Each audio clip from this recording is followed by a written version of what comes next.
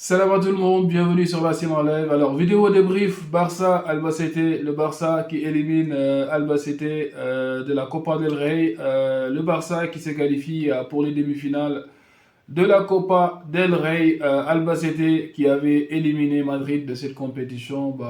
J'ai envie de dire vraiment, vraiment Albacete 1.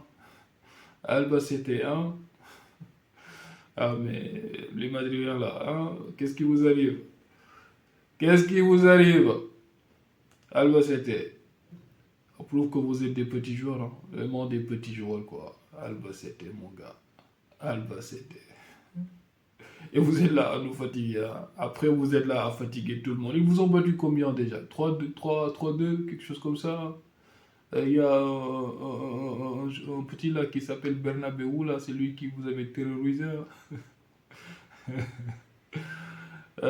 Alors, le Barça qui a assuré l'essentiel aujourd'hui. Un match qu'on a dominé de bout en bout. Le Barça a assuré, a maîtrisé son sujet aujourd'hui. Voilà, donc Albacete nous a inquiété, je dirais, un peu en fin de match, en toute fin de match, quand ils ont marqué vers la 89e par Moreno, je pense. Oui, donc ils nous ont un peu fatigués en fin de match. Oui, donc après. Ils sont pas mal, hein, ils sont pas mal. Donc, ils étaient à 5 derrière. Sur les contres, ils exploitent bien les contres parce ils sont à l'aise techniquement. Ce sont des Espagnols. Voilà, ils savent garder le ballon quand il le faut. Donc, ils sont pas mal. Ils sont pas mal, vraiment pas mal. Et je me souviens même que Hefte, il a eu deux occasions très dangereuses, hein. Il a eu en face à face avec Juan Garcia. Il l'a mis au-dessus des cages, il a eu aussi une tête, donc s'il avait marqué ces occasions-là, ça aurait été un tout autre match, parce qu'à ce moment-là, je pense qu'on menait que de 1-0. Alors du coup, c'était un match pièce parce que voilà, je sais pas s'ils ont un D2 espagnol ou bien même, je sais pas, mais bon. De toute façon, ils n'étaient pas compliqués à gérer, donc voilà, c'était juste une pique pour mes amis madriens, mais Albacete, c'est une équipe qui est un peu compliquée à jouer. Ils l'ont montré aujourd'hui. Alors donc on a maîtrisé le match, on a maîtrisé le match de bout en bout. Le Barça qui a fait l'essentiel. Donc au niveau de la possession de balle, on est à 72% pour 28 Albacete. 16 tirs, 6 cadrés pour le Barça, 6 tirs, 3 cadrés Albacete. Donc il y a Lamine Yamal qui ouvre le score dès la 39e. Lamine actuellement qui est on fire, donc qui n'arrête pas de marquer. J'ai vu ses stats récemment, donc actuellement cette saison c'est 13 buts, 13 passes décisives. Lamine Yamal qui est sur une belle dynamique actuellement, une très belle dynamique. On espère qu'il va continuer comme ça parce que voilà, son défaut c'était que la saison dernière il faisait des passes toujours mais il ne marquait pas beaucoup et actuellement il commence à marquer des buts, il est en très grande forme, on espère que ça va continuer comme ça en l'absence de Rafinha. Lamine qui a fait son match et Araujo qui marque un but aujourd'hui après son retour, après ses problèmes voilà, de santé mentale et tout ça. Araujo qui revient aujourd'hui, qui met un but, on est content pour lui parce qu'on sait que voilà, le football des fois ça peut être compliqué mentalement quand on n'est pas en forme, quand on est critiqué et tout ça, donc ça peut être dur pour le mental, même si tout le monde aura envie de dire voilà, ils sont payés des millions pour ça et tout ça, mais des fois ça peut être compliqué. On a vu le cas de Brahim Diaz. Certainement pour lui aussi actuellement ça doit être un peu compliqué. Donc on est content pour Araujo qui a marqué aujourd'hui, qui était sur la liste des partants aujourd'hui avec Eric Garcia sur la charnière centrale. En deuxième mi-temps, il était plutôt sur le côté droit. Après, il a commencé à faire un peu des dingueries. Et c'est à ce moment-là même qu'Anti il a dit mon gars, tu reviens, tu t'assois ici tranquillement et tout le monde est tranquille, tu vois. Il a commencé à faire des petits points et tomber. J'ai dit, wesh, toi, tu sais, mon gars Araujo. Alors, donc, Lamine, comme j'ai dit, qui a fait un beau match. Lewandowski, pas terrible. Lewandowski qui commence à régresser avec son âge. Leva actuellement, ça marque plus beaucoup de buts et actuellement, on a besoin de Leva. On a besoin de Leva parce que pour cette deuxième moitié de saison, ça va pas être facile. Le Real, ils sont juste derrière, ils ne lâchent pas les bottes.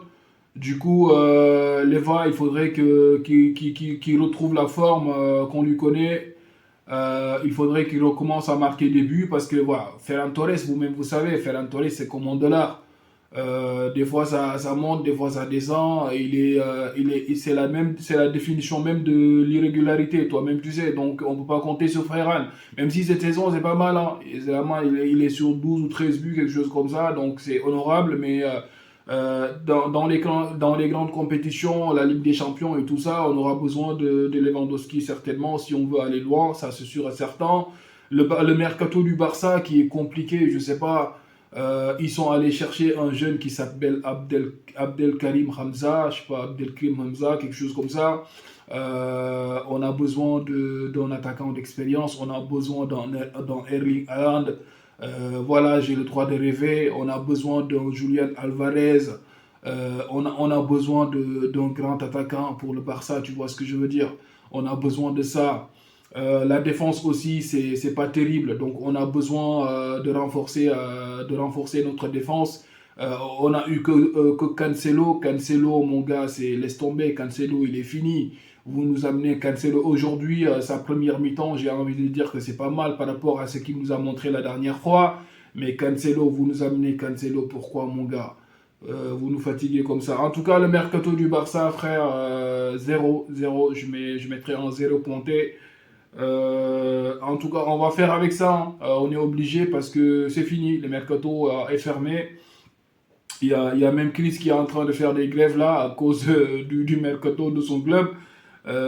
Du côté de Barcelone aussi, on n'est pas servi. Ça, c'est sûr et certain. Alors, donc, Frankie de Jong, qui n'a pas été mal dans ce match, actuellement qui tient la baraque au milieu de terrain.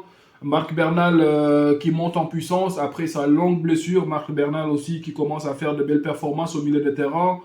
Donc Rashford qui rate des occasions faciles tout le temps, ça ne change pas, même si son match n'est pas mauvais. Donc sur le but d'Araujo, c'est lui qui frappe le corner, donc il est toujours bon sur les coups de pied arrêtés, mais Rashford, des fois, ça rate des occasions trop faciles, et ça, voilà, donc ça peut un peu nous coûter cher dans certaines situations.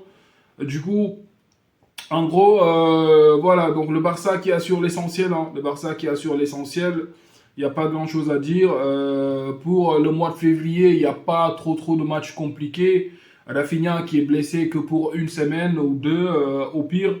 Donc on peut gérer pour le moment. On verra ce qui va se passer par la suite.